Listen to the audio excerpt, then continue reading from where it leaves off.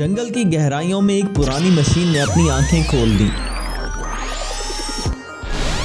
नमन और विक्रम ने कभी सोचा भी नहीं था कि एक जंग आलूद बूढ़ा रोबोट उनकी जिंदगी को कैसे बदल देगा। लेकिन जब शेर रोबोट का खतरनाक हमला इनकी तरफ आया तो उन्होंने अपनी जिंदगी की सबसे बड़ी जंग शुरू कर दी। करम गांव अपने नीम बंजर खेतों और पुरसकून सड़कों के लिए जाना जाता था। गांव वाले दोस्ताना थे, बिल्कुल अच्छे दोस्तों की तरह। गांव में सब एक दूसरे की मदद के लिए तैयार रहते थे। नमन और विक्रम की दोस्ती की कहानी गांव में काफी मशहूर थी। वो बचपन से ही दोस्त थे और इनकी तमाम कहानियां एडवेंचर से भरपूर थीं। पूरे दिन की मेहनत के बाद दोनों गांव के अखरोट के दरख्त के नीचे अक्सर शाम के वक्त नए मंसूबे बनाने के लिए बैठ जाते थे। जब शाम ढल गई और सूरज आहिस्ता आहिस्ता गरूब हुआ तो नमन और विक्रम अपनी दोस्ती और पुराने वक्तों को याद कर रहे थे। तब नमन ने कहा, अरे विक्रम, याद है जब हमने वो खजाना छुपाकर तलाश किया था? कितना मजा आया था ना? तब विक्रम मुस्कुराते हुए, हाँ दोस्त, याद है, लेकिन वो लकड़ी का एक छोटा सा डब्बा था जिसे उसने गुफा में छुपा रखा था। लेकिन अब हमें कुछ बड़ा करना है जिसे हम कभी नहीं भूल सकते, चाहे वो कुछ भी हो। तब नमन ने कहा, यार क्या तुम्हें याद है कि दादाजी की कहानी जो वो हमें बचपन में सुनाया करते थे? जंगल के अंदर की वो सब पुरानी मशीन और रोबोट। मेरे अंदर हमेशा से ये ख्वाहिश रही है कि हम जंगल में जाएं और चेक करें कि ये सब सच है या सिर्फ एक कहानी है। तब विक्रम, हाँ दोस्त, मुझे भी वो कहानी याद है। मुझे लगता है अब वक्त आ गया है कि हम जंगल का राज खोलने के लिए निकलें। दोनों दोस्तों ने अगली सुबह सवेरे निकलकर जंगल की तरफ जाने का फैसला किया था। अपने जंगल के सफर के लिए दोनों रात भर सफर की तैयारियां करते रहे। उन्होंने अपने साथ कुछ मशालें, कुछ औजार और कुछ गैजेट्स लिए। अगली सुबह जब पूरा गांव नींद में डूब गया तो नमन और विक्रम खामोशी से अपने घर से निकल आए। सुबह की ताज़ा हवा और सूरज की रोशनी इसे सफ़र के लिए और भी पुरजोश कर रही थी। जंगल के रास्ते में गांव के एक पुराने पुल को अबूर किया और एक वादी से गुजरकर जंगल में आ गए। जंगल में चलते हुए उन्होंने कुछ अजीब सा महसूस किया, जिसे विक्रम ने एक अजीब माहौल का मौसम कहा। दूर से सुनाई देने वाली किसी पुरानी मशीन की आवाज उनके कानों में गूंजी। जैसे जैसे वो आगे चलते रहे, जंगल गहरा होता गया और इस पुरानी मशीन के कुछ पुर्जे जमीन पर नजर आए। काफी दूर जाने के बाद जमीन पर एक पुरानी धात से बनी एक दीवार उनके सामने खड़ी थी। जब उन्होंने जबरदस्ती दीवार को पूरी तरह से खोला तो उसके नीचे बड़ा हॉल था और उस बड़े हॉल के बीच में एक रोबोट सो रहा था जो ऑप्टिमस प्राइम के नाम से जाना जाता था, एक शक्तिशाली रोबोट। तब नमन खुशी से, अरे विक्रम, देखो ये कितना बड़ा रोबोट है, क्या ये वही है जो दादाजी ने बताया था? ये सुनकर विक्रम ने कहा, अरे हाँ, लगता तो वही है, लेकिन ये तो पुरानी मशीन है, देखते हैं इसे कैसे चालू किया जा सकता है। तब रोबोट के करीब जाकर विक्रम ने धीरे से सेंसर को छुआ और अचानक रोबोट ने अपनी लाल आंखें खोल दी और दोनों दोस्तों ने डरते डरते एक एक कदम पीछे हटा लिया। ऑप्टिमस ने नींद से जागते ही गुस्से से कहा, तुम कौन हो और मेरे चैम्बर में क्या कर रहे हो? तब नमन ने कहा, हम यहाँ सिर्फ एक कहानी को सुन के आए थे। हमने सुना है कि जंगल की गहराई में कुछ पुरानी मशीन छुपी हुई है। ये सुनकर ऑप्टिमस ने कहा, ये जंगल कभी सिर्फ मशीनों का घर था, लेकिन अब ये महफूज नहीं रहा। मेरा एक पुराना दोस्त शेर रोबोट जो अब जंगल को तबाह करने के लिए खड़ा हो चुका है। तब विक्रम ने पूछा, क्या शेर रोबोट, क्या अब वो तुम्हारा दुश्मन है? तब ऑप्टिमस ने जवाब दिया, हाँ, कभी हम दोनों मिलकर इस जंगल की हिफाजत करते थे, लेकिन अब वो ताकतवर होकर भाग रहा है और जंगल को अपने कब्जे में करने के लिए कुछ भी कर सकता है। अचानक उन दोनों ने जंगल की गहराइयों से एक जबरदस्त आवाज सुनी और जमीन से धुआं उठता दिखाई दिया, जैसे जमीन कांपने वाली हो। फिर शेर रोबोट अपने खतरनाक रूप में उनके सामने नमूदार हुआ। इसकी जलती सुर्ख आंखें खौफनाक चमक के साथ चमक रही थी। तब शेर रोबोट ने कहा, अरे ओ ऑप्टिमस रोबोट, तुम अभी तक जिंदा हो, तुम्हें इस जंगल से निकालना ही पड़ेगा।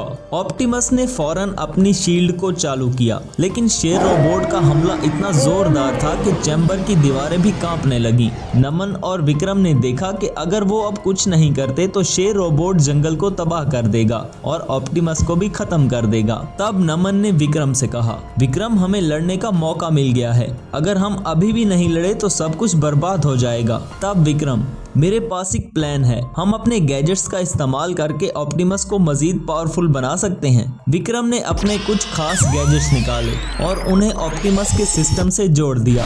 दूसरी तरफ नमन ने अपने टूल्स का इस्तेमाल करते हुए ऑप्टिमस की पावर लेवल को बढ़ाना शुरू कर दिया। इसके बाद ज्यादा देर नहीं गुजरी थी कि ऑप्टिमस और भी पावरफुल हो गया। तब ऑप्टिमस रिचार्ज होते हुए बोला, ए शेर रोबोट, तुम्हारा वक्त जल्द खत्म होने वाला है। दोनों रोबोट्स के बीच एक जबरदस्त जंग शुरू हुई। शेर रोबोट ने अपनी पूरी ताकत से हमला किया। अब ऑप्टिमस रोबोट हर हमले को आसानी से ब्लॉक कर रहा था। एक पल ऐसा भी आया जब शेर रोबोट ने अपने मुंह से आग बरसाई, लेकिन ऑप्टिमस ने अपनी शील्ड से उस आग को रोक लिया। नमन और विक्रम ने एक और जाल बिछा दिया। बस जब शेर रोबोट ने आगे बढ़कर हमले की कोशिश की तो वो जाल में फंस गया और शेर रोबोट की पावर खत्म होने लगी। ऑप्टिमस अपनी फुल पावर में था। लाइन रोबोट ने एक आखिरी हमला किया। एक जोरदार धमाका हुआ और शेर रोबोट जमीन पर गिर गया और धुएं के दरमियान चारों तरफ सिर्फ धुआं ही धुआं था। तब ऑप्टिमस रोबोट खुशी से बोला, तुमने अपने लालच की वजह से सब कुछ खो दिया शेर रोबोट। जंगल एक बार फिर सुरक्षित है। शेर रोबोट के खत्म होते ही ऑप्टिमस ने नमन और विक्रम का शुक्रिया अदा किया। जंगल अब पुरसकून हो चुका था और लगता था कि सब कुछ ठीक है। दोनों दोस्त अपने नए दोस्त ऑप्टिमस रोबोट को अपने साथ अपने गांव ले गए। उन्होंने गांव वालों को ऑप्टिमस रोबोट की कहानी सुनाई और वो दोनों अपने आप को हीरो समझकर खुश हुए। ऑप्टिमस प्राइम रोबोट ने गांव वालों से वादा किया कि वो सारी जिंदगी उनके साथ रहेगा और गांव की हिफाजत करेगा। गांव वालों को न सिर्फ एक नया दोस्त मिला बल्कि जिंदगी भर के लिए एक नया रक्षक भी मिल गया। प्रकाश नामक एक धनवान किसी गांव में रहता था। उसके पास बहुत सारी जमीन थी। वो इस गांव का सरपंच था। एक दिन प्रकाश उस गांव के लोगों से कहता है, देखो, इस गांव का कोई भी आदमी पढ़ना नहीं चाहिए। अगर कोई पढ़ने के लिए जाएगा तो मैं उसके परिवार को गांव से निकाल दूंगा। ये सुनकर गांव का एक आदमी कहता है, आखिर आप ऐसा क्यों कह रहे हैं मालिक? तब प्रकाश ने कहा, अगर सब लोग पढ़ने के लिए जाएंगे तो मेरी जमीन में काम कौन करेगा? इसलिए मैं कह रहा हूँ कि कोई पढ़ने के लिए नहीं जाएगा। ये सुनकर सब गांव वाले वहां से चले जाते हैं। तब प्रकाश का एक आदमी कहता है, अरे सरकार, आपने गांव वालों से ऐसा क्यों कहा? मालिक, हमारे गांव में तो बहुत सारे लोग हैं जिनको काम नहीं मिल रहा। हमारी खेतों में तो कुछ ही आदमी काम करते हैं और बाकी बच्चे लोगों का क्या होगा? ये सुनकर प्रकाश, जो बाकी बचे लोग हैं वो कोई भी काम कर सकते हैं, लेकिन मैं इन गांव वालों को पढ़ने नहीं दूंगा, क्योंकि अगर ये लोग पढ़ लिख गए तो फिर ये हमारी गुलामी नहीं करेंगे और फिर ये लोग इस गांव के सरपंच बनने की कोशिश भी करेंगे। मैं चाहता हूं कि मेरे बाद मेरा बेटा ही इस गांव का सरपंच बने। प्रकाश के 2 बेटे थे। उसके बड़े बेटे का नाम कुमार और छोटे बेटे का नाम करण था। करण को पढ़ने लिखने का बहुत शौक था। करण हमेशा के लिए वो गांव छोड़कर वहां से चला जाता है और शहर में पढ़ने के लिए आ जाता है। इस तरह काफी साल बीत जाते हैं। अब इस गांव का सरपंच कुमार बन चुका था। कुमार के पास अपनी बहुत सारी दौलत थी, फिर भी कुमार बहुत ही लालची आदमी था। उसकी नज़र हमेशा दूसरों की ज़मीन पर होती। उसी गांव में एक ज़मीन थी जिसमें एक पुराना खंडर था। उस खंडर के पास भी कोई नहीं जाता था, क्योंकि उस खंडर में एक विशाल राक्षस रहता था और उससे लोग डरते थे। एक दिन कुमार के पास गाँव का आदमी आता है और वो कुमार से कहता है, मालिक, इस खंडर वाली ज़मीन का कोई भी मालिक नहीं है और लोग तो इस राक्षस के डर से उसके पास से भी नहीं गुजरते। अगर उस राक्षस को मार दिया जाए तो सारी जमीन आपकी हो सकती है। ये सुनकर कुमार ने कहा, अरे तुम ठीक कह रहे हो। अगर वो जमीन मुझे मिल जाए तो मैं इसको बेच दूंगा, फिर मेरे पास बहुत सारी दौलत आ जाएगी। और तुम जिस राक्षस के बारे में कह रहे हो ये तो मुझे झूठ लगता है। वहाँ कोई राक्षस नहीं है। हम जाकर उस खंडर को गिरा देंगे, फिर वो सारी जमीन हमारी हो जाएगी। कुमार और उसके आदमी उस जमीन पर कब्जा करने के लिए खंडर के पास जाते हैं और उस खंडर को गिराने की कोशिश करते हैं। तब उस खंडर से विशाल राक्षस बाहर आ जाता है, जो बहुत गुस्से में था। इतने खूंखार राक्षस को देखकर कुमार का वो आदमी भी वहां से भाग जाता है, जो कुमार को यहाँ पर लाया था। तब राक्षस ने कुमार से कहा, तुमने मुझ पर हमला किया और तुम इस जमीन पर कब्जा करना चाहते थे। आज से ये जमीन हमेशा हमेशा के लिए तुम्हारी ही होगी, क्योंकि मैं तुम्हें मारने के बाद यहीं पर गाड़ दूंगा। राक्षस कुमार पर हमला कर देता है और उसे खत्म कर देता है और अब राक्षस आजाद हो हो चुका था। राक्षस गांव की तरफ बढ़ने लगता है,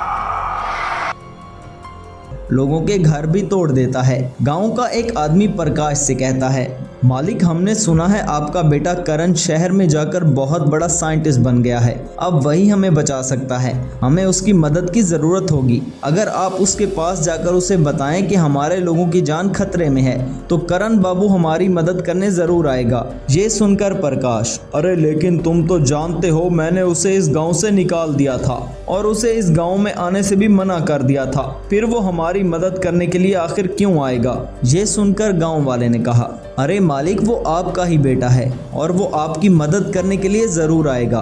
प्रकाश शहर में मौजूद करण की लैब में जाता है। तब करण बहुत ही खुश हो जाता है और कहता है, अरे पिताजी, आप कैसे आना हुआ? मैं आपको देखकर बहुत खुश हूँ। ये सुनकर प्रकाश ने करण से कहा, बेटा, हमारे गांव में एक बहुत खतरनाक राक्षस आ चुका है और वो हर तरफ तबाही मचा रहा है। सब गांव वाले कहते हैं कि अब तुम एक साइंटिस्ट बन चुके हो, बस तुम ही इसे रोक सकते हो। और हाँ, उस राक्षस ने तुम्हारे भाई कुमार को भी मार डाला। ये सुनकर तो करण को बहुत गुस्सा आता है और वो कहता है, क्या पिताजी, उसने मेरे भाई को मार डाला? मैं उस राक्षस को जिंदा नहीं छोड़ूंगा और उसके टुकड़े टुकड़े कर दूंगा। तब करण उस राक्षस को रोकने के लिए एक रोबोट बनाने की ठान लेता है और अपनी लैब में एक जेसीबी लेकर आता है और उस पर कुछ एक्सपेरिमेंट करता है।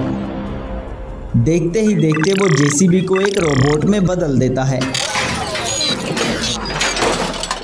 करण जेसीबी रोबोट में एक पावरफुल चिप लगाता है जिससे वो रोबोट एक्टिवेट हो जाता है और एक इंसान की तरह बोलने लगता है और करण से कहता है, यस सर, मैं आपके लिए क्या कर सकता हूँ? I am JCB robot. ये सुनकर करण जेसीबी रोबोट से कहता है, सुनो जेसीबी रोबोट, हमारे पास वाले गांव में एक खतरनाक राक्षस आ चुका है जो हर तरफ तबाही मचा रहा है। तुम्हें उसे जाकर खत्म करना होगा। ये सुनकर जेसीबी रोबोट ने कहा, command received sir, I will complete this mission. JCB robot भागता हुआ गांव में आता है। तब उसका सामना खतरनाक राक्षस से होता है। दोनों के बीच घमासान लड़ाई शुरू होती है। काफी देर की लड़ाई के बाद जेसीबी रोबोट उस राक्षस को खत्म कर देता है। तब से करण भी उस गांव में रहने के लिए वापस आ जाता है।